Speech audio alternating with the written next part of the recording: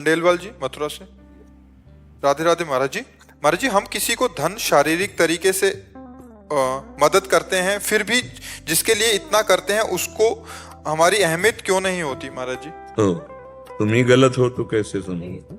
नहीं, हम पहले समझो ना, तुम गलत हो अध्यात्म की दृष्टि से। इसीलिए तुम्हें दुख होता है कि लोग मान्यता हमारी क्यों नहीं करते, क्योंकि तुम कर्जदार हो, उसको पैसा दे दिए हो। तुम्हारी ईमानदारी कि उसकी वस्तु उसको दे दी है, तो तुम्हारी बड़ाई क्यों करे, क्यों नमस्कार करे? उसकी धरोहर है, उसको चली गई। तुम समझते हो मैंने पैसा दिया, अगर ईमानदारी से पूछो तो तुमको जिसने दिया उसको दिला दिया, क्योंकि उसका था। अगर तुम्हें फिर मिलना है तो वापस आ जाएगा, नहीं मिलना है तो राधे श्याम। फिर आपको थैंक यू क्यों बोले, क्यों प्रणाम करे? तो दियम वस्तु गोविंदम तो भी समर्पे। हम आपको 100 रुपया दें, परसों आप हमको 100 रुपया दे दें, हम आपको धन्यवाद बोलेंगे क्या? तो भाई मेरी चीज है, मेरे को प्राप्त हो गई। ऐसे ही भगवान ने आपको वस्तुएं दी है, भगवान ने आपको बुद्धि दी है, भगवान ने आपको धन दिया, भगवान ने आपको बल दिया। अब व्यवहार में भगवान आपके द्वारा परोपकार करवा रहे हैं। आपने किसी को दिया और वो आपसे मतलब ही नहीं रख रहा, तो आपको मानना उसकी धरोहर उसके पास पहुंच गई, वो हमसे क्यों मतलब रखे? इसका विधान परमात्मा जानते, हम तो जानते नहीं। तो हमको इस बात से संतोष करना है कि भगवान ने मेरे द्वारा जो कर्जा था वो दिलवा दिया। अगर मेरे को वापस मिल जाता है तो भगवान की इच्छा थी इसमें, कहा है वो भगवान की संपत्ति, मेरी नहीं है। आप मालिक बन जाते हो इसलिए आप परेशान हो जाते हो। आप मुनीम बन जाओ, अभी सुखी हो जाओ। मालिक की वस्तु है, वो वापस करवा ले या वह हमको दे दे, उनकी बात है। तो दियम वस्तु गोविंदम तो भीमेव समर्पय।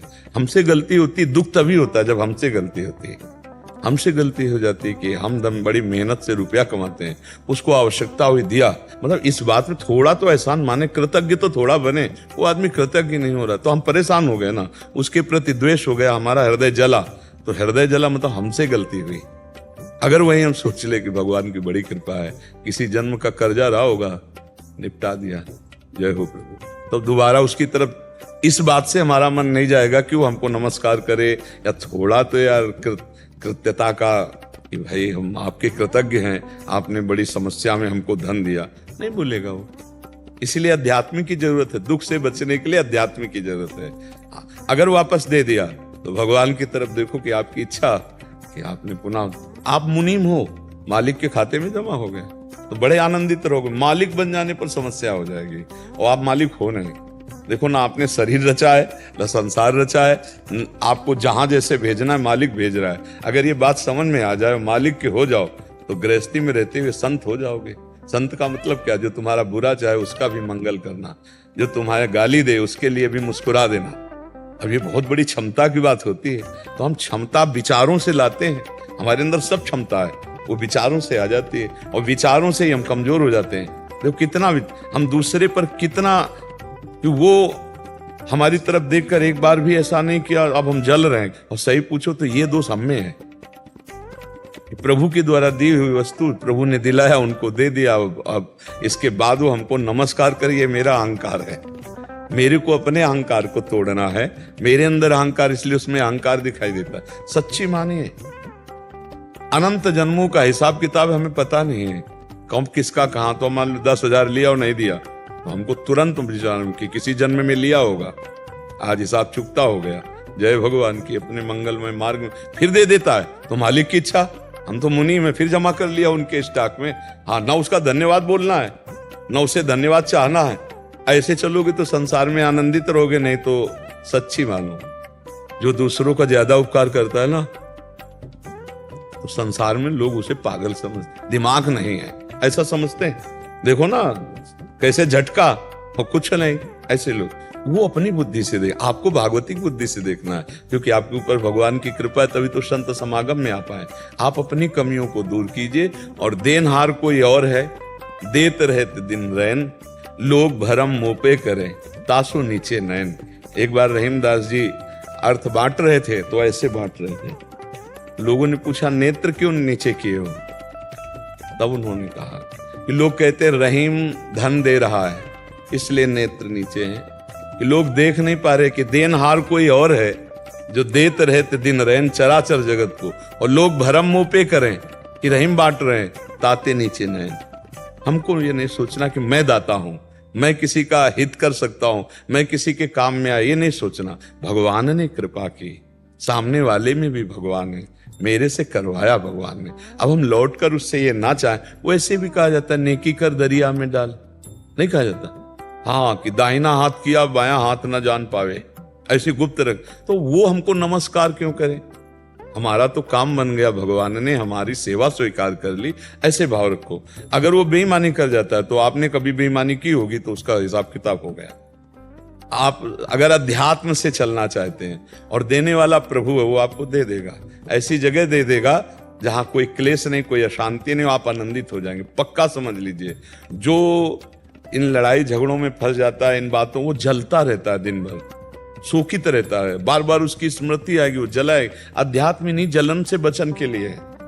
कोई अपमान करता है, कोई उपहास करता है, कोई निंदा करता है, आप बहुत प्यार करते हैं, वो आपके साथ धोखा करता है, आपको बचना है।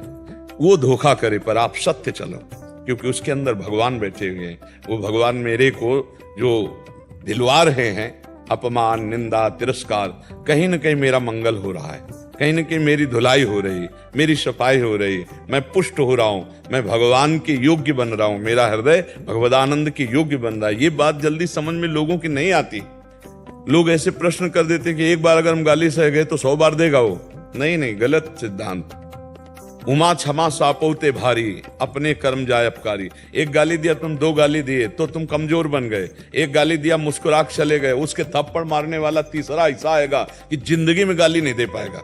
उमा क्षमा सापोते भाई, तुम निकलो, भगवान भेज रहा है, उसकी व्यवस्था भेज रहा है। थोड़ा समय लगता है, हमारे मालिक का बहुत हिसाब किताब लंबा है, तो समय थोड़ा लगता है, लेकिन जिस दिन मुकदमा सामने आया तो फाइनल में रंच मात्र भी देर नहीं होगी। आप ये समझ लो, कहीं धोखा नहीं होगा। इसलिए विश्वास करो, जो तुम्हारा अपमान, जो तुम्हारी निंदा, जो तुम्हारी अवहेलना कर रहा है, वो तुम्हें पुष्ट कर रहा है, नष्ट नहीं कर रहा है, तुम्हें बलवान बना रहा है। हम लोग विरोध करके नष्ट हो जाते हैं। अगर विरोध ना करें तो अपमान, निंदा, तिरस्कार, ये विरोध, ये हमको भगवान के समीप पहुंचा दे, हमें बलवान बना दे। सच्ची मानिए, सच्ची मानिए, शुद्ध शरणागति और भगवत प्राप्ति के लिए जरूरी है अपमान होना, निंदा होना, तिरस्कार होना जरूरी है। इसलिए भगवान कृपा करके देते हैं अपने भक्तों के जीवन में, तभी वो ऊंचाई पर चढ़ पाते हैं। तो आप उसे कृपा मानो। आपके साथ धोखा हो, छल हो, अपमान हो, निंदा हो, तिरस्कार हो, आप उसे सहें। भगवत मार्ग में शुद्ध आपने नहीं किसी का हित किया तो आपके ऊपर भगवान की कृपा होगी और आप उस परम तत्व को प्राप्त होंगे जो रुपए पैसे से नहीं मिलता। ये तो सब यहीं छूट जाने वाला है। इसलिए अच्छे विचार वाले बनो, सहनशील बनो, कमी अपनी देखनी है हमें। सच्ची मानिए, परमार्थ में सामने वाला हमारे साथ बुरा कर रहा 100% प्रतिशत दिखाई दे रहा है। अब हमको अपने में देखना है कि जो वो कह रहा वो है कि नहीं। अगर नहीं है तो हमें प्रसन्न हो जाना। गुस्सा का कोई सवाल ही नहीं बनता है अध्यात्म में सवाल नहीं बनता। गुस्सा तब होने चाहिए 2 पर, या पुत्र है या शिष्य है, उसके दोष दर्शन करो और उसके दोषों से उसको बचाने के लिए वो गुस्सा दिखाई जाती है। पुत्र या शिष्य, अधिकार है दोष दर्शन का। यदि दोष दर्शन उसके नहीं करोगे तो तुम गुरु किस बात के?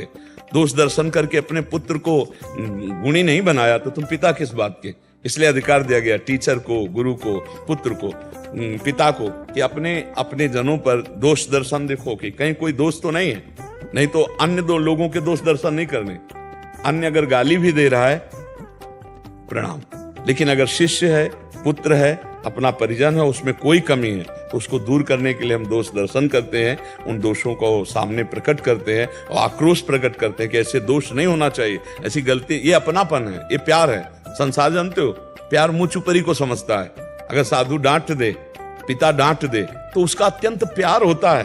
वो अपने पुत्र को, अपने शिष्य को नष्ट नहीं होने देना, इसलिए वो डांट रहा है। अच्छा, संसारी पुरुष क्या समझता है कि जैसे माला पहना दे, चुनरी पहना, बहुत प्यार किया हमको, ये तो बाहरी है। डांट दिया, आज के बाद कभी ऐसा नहीं होना चाहिए, ये है प्यार। संतों का प्यार क्या है? आज के बाद हम कभी बुरे आचरण नहीं कर सके, आज के बाद हमारा कहीं मन कुसंग में ना जाए, ये कृपा है, ये प्यार संतों का मिलता है। तो बाहरी दुलार है, संसार का है। तो वो प्यार सच्चा समझना चाहिए। तो हमें किसी पर दोष दर्शन नहीं करना, हमें क्रोध नहीं करना, हमें अपने को सुधारना है, अपने जनों को, जहां तक हमारी पहुंच है वहां तक हम सुधार में रहें।